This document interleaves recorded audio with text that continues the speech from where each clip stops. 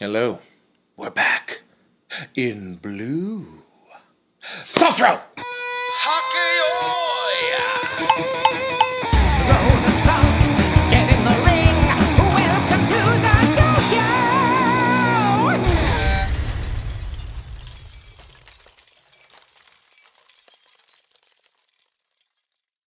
Hello and welcome back to the Dohyo here on Mr. J-Wag's channel. Hope you are having a wonderful holiday season and that your Thanksgiving was stress-free, very filling, and wonderfully warm. As you can see, we are back in New York City in the comforting blue void of my home studio. So good to be back. There's been a lot of unpacking, so I'm sorry that the output of the channel once again has been a little low. But we are back, and we are ready to talk some sumo. Alright, gotta get this out of the way. Tell Jay what was wrong. Yes, this was a tournament where J-Wags got a lot of things wrong. First of all, the big one, I did not think Terunofuji was going to win the tournament. Oh, he did. He did so awesomely. He got his first Zensho Yusho. It's his 6th Yusho, which now ties him with people like Kakuryu and Tamanoumi. So now he's right in the median Yokozuna Yusho area. Now, we're not going to go too much into Terunofuji on this episode because we are going to have a big year-end wrap-up episode and then for next year, a year of predictions. But Terunofuji has clearly established himself now as the only alpha dog in sumo. He is currently a man without rivals. Now, a few months ago, I was talking about how every major contender has, the path to 3 losses. Now I would say, this guy loses to this guy, but beats this guy, and we had sort of teased out that every contender for the title, in the absence of Hakuho, usually would get a guaranteed 2 to 3 losses per tournament. Every sumo body is different, and every sumo body is not good against every other sumo body type. So you're going to get these cases where certain wrestlers are great against certain types of wrestlers and very bad against other ones. Terunofuji has had historically bad records against people like Takayasu, Takanosho, Takakeisho. They're not all Takas, but yes. Oh, Nosho, there's one who's not a Taka. But if you look at the past year of tournaments, Terunofuji has started to figure out a way to beat them all regularly. And it's a little weird to see a guy who's, he's now 30, he just turned 30, start adding extra facets to his game, but it just goes to show that he is an amazing learning computer sort of Rikishi, as opposed to someone like Shodai who sometimes doesn't know who he's wrestling until he gets in the ring. I was also wrong in my general predictions about the Basho. My big overarching prediction was that we were going to have at least 40% of the Banzuke get 7 or 8 wins. That did not happen. We ended up with 14 who ended there. So close, but I'm not going to get myself close on this one. There were also more people who got double-digit wins. I thought there were going to be 6. There ended up being 7, so that was awesome. Now, a few of the double digits I did predict, including Hokutofuji and Abi. We'll be talking about that soon. But there were also some surprises, some guys I wasn't sure which way they were going to go, but have answered that definitively this Basho. Well, maybe not definitively, but for this Basho, it was definite. And for Takakeisho, I was oddly right and wrong. I thought that Takakeisho was going to get a 12-3 and have a very good tournament. He tends to do well in these sort of winter month tournaments. I just expected 12-3 to be able to get him the Yusho this time, possibly with a playoff victory over someone like Abi or Terunofuji. But Terunofuji says no, I'm just going to win all of them. And if you look back, Terunofuji had a couple scary moments. He had Daisho almost had him out. Abi almost had him out. Takakeisho had a few good licks in there, but a good dozen of these matches were just Terunofuji getting in there, sinking a grip, and then just moving forward. Sometimes he would just clamp down the arms, but it's just that moment where he suddenly shuts down every attack, and everyone in the room realizes, oh no, and then the Kaiju progresses. Takakeisho just seems like a guy right now, he's never going to get that Zensho Yusho. His body just won't let him. Pushing and thrusting in the attack he has built is just not a consistent enough sort of style. Terunofuji has a lot of mass, just like Takakeisho, it's just built in such a different way. Terunofuji has these huge, long limbs that are very broken, but somehow they manage to grab people and boa constrict them out of the ring. Takakeisho's just got to hit you, and there's just so much more margin for error when that is your main mode of attack.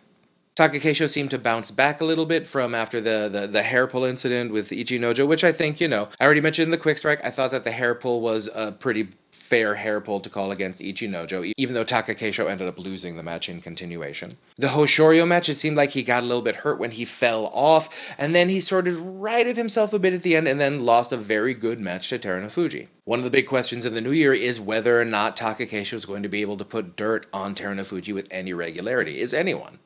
And as always, for the recaps, it's time for Uncle Sumo's Attaboys.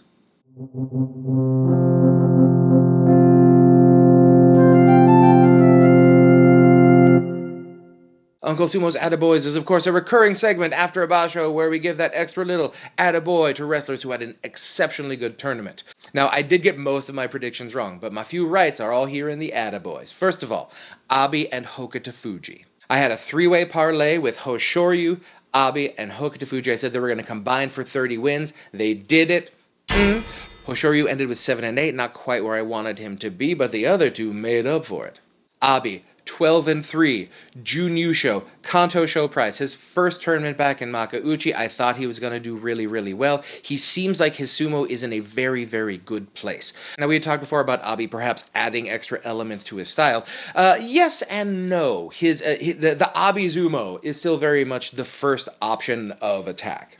What we are seeing new from Abi, first of all, he's a little thicker now, so his speed is not what it once was. But it has given him more power and a little more weight in the feet. His experience has also given him a little more confidence in his trip back up the Banzuke to sort of be a little more patient. You don't see the feet come off the Dohyo nearly as high as they used to, which is a danger for someone with like legs like a frickin' eagle. Essentially, the improvement in Abi is he has a plan B now, that sort of head pull, like Yorikiri-ish sort of thing that he does. It's classified as Yorikiri. I'm guessing him and Hokutofuji, who got 11 wins, not quite as awesome as Abi, but he looked great too. They're both going to be up in the Joy next tournament, and we'll see how they do up against the top rankers. Got two more attaboys for Wakatakakage and Daisho, two Maegashira ones who did not have a very good first week. Maegashira one, of course, the top of the meat grinder, the Joy Jin. They both had pretty crappy first weeks, but then ended up winning out to both get 8 and 7. So now it looks like Daisho's going to get promoted up to Komusubi. Wakatakakage is going to sort of slide over into the Maegashira one slot, if my Banzuke math is correct. But yeah, both of you, way to come back after a rough first week. Attaboy. And of course, you knew I was going to mention, Oorah! 10 wins. Got the Gino Show prize. So happy about this. A little worried about the second half fade, but we'll see. This looks like it's going to kick him also up into the meat grinder of the Maegashira ranks. Let's see what his true talent level is. He got a 7-8 2 tournaments ago. Now he's up to double-digit wins. Was this just sort of a thing where he got everyone by surprise and everyone's going to adjust to him? Or has he adjusted to everyone else and we are seeing a new level of sumo? Let me know in the comments. I really hope it's the second one. Well-deserved technique prize, multiple Katasukashi, including 3 in a row, and multiple Ashitori, a brilliant Totari, just really excellent technical tournament for Ura. Attaboy. Another guy, started kind of bad, ended up finishing real strong, Takanosho. 11-4, he's going to be a Sekiwake again. Oddly enough, he's never been a Komusubi, but this will be his 5th tournament Sekiwake coming up. But yeah, rough first week, ended up winning 10 out of 11 to finish very, very strong. Great tournament. Attaboy. Mitakeumi. All right. Now, I'm very hesitant to say the words Mitakeumi Ozeki run. But right now, mathematically, he's in a better place than Shodai was, than when Shodai won a tournament and got promoted up to Ozeki.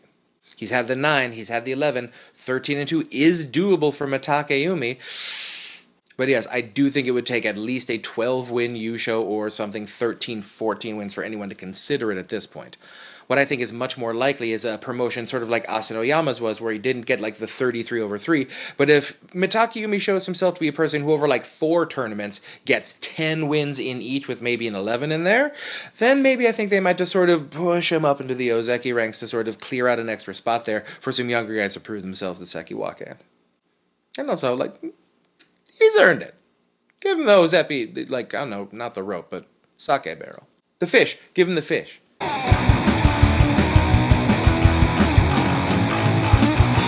We have some lower division Attaboys. Ichiyamamoto, who was up in Makuuchi for like a hot second, dropped down to Juryo. 13-2. He's going to be back up with a Juryo-Yusho under his belt. Tsurugisho and Wakamotoharu, both Juryo 1s, both got winning records. Of course, Wakamotoharu is brother of Wakatakakage, giving us yet another set of brothers in the top division. And Oho, sort of in the mid-Juryo ranks, I think he was like at 7, got an 11-4. Now, the Juryo Makuuchi demotion picture is a little murky. We're going to talk about it in a second. The first 3 guys are definitely going to be up. Oho, if not, will be very, very close to like Juryo 1. And 2 former Makuuchi wrestlers who are down in Makushita working their way back up, Tomokaze and Ryuden. Ryuden takes the Yusho at 7-0, which is expected, but good that he did it. And Tomokaze working his way back from that horrible, horrible knee injury. He's down to Makushita 37, ended with a 6-1, losing only to Ryuden. So hopefully we see both of those guys in Makuuchi next year.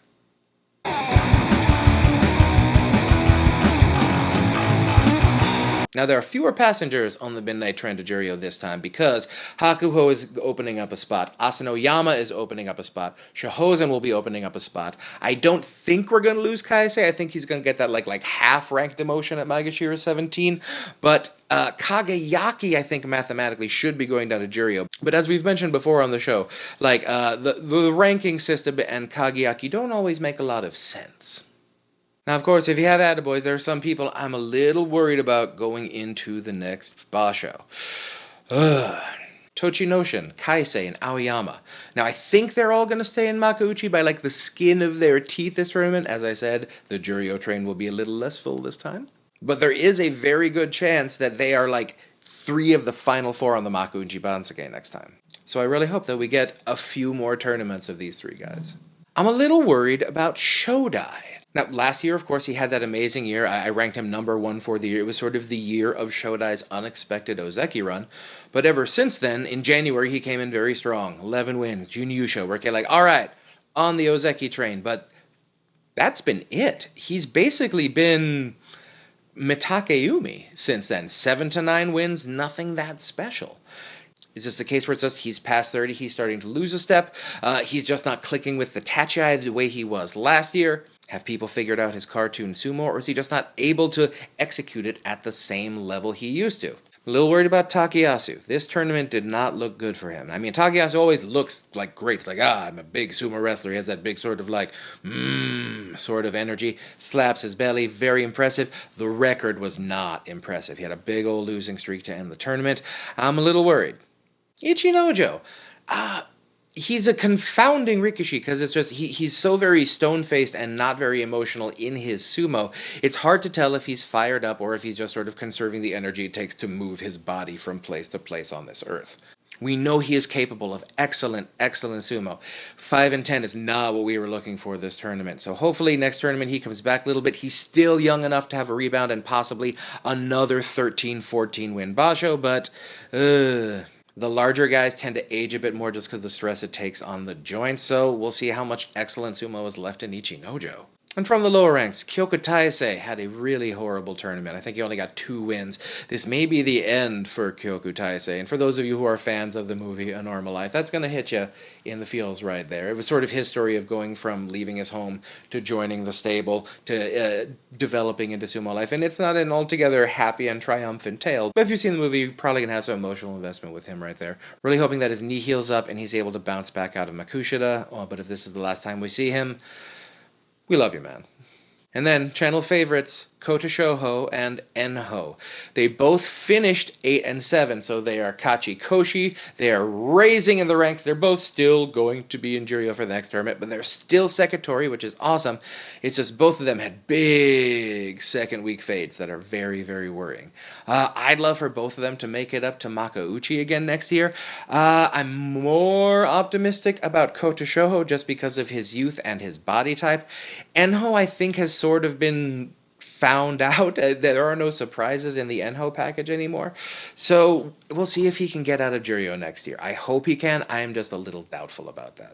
A little worried. Thank you for joining us here on the Dohyo. We are back in New York City. Things are set up, so expect some more amazing sumo content this holiday season. There will be the year in review, accountability for my year-long predictions, as well as sort of a recap of the year in sumo. There will be a predictions for the next year coming up. We have more Shadow of Hakuho in the hopper ready to go, especially now that Hakuho has retired and I've been able to finally close the math on Hakuho's career. Hope everyone had a great Thanksgiving and your holiday season upcoming is full of, again, low stress, good food, and a lot of warmth. Stay strong, stay safe, stay healthy, and I will see you next time on the Dohyo.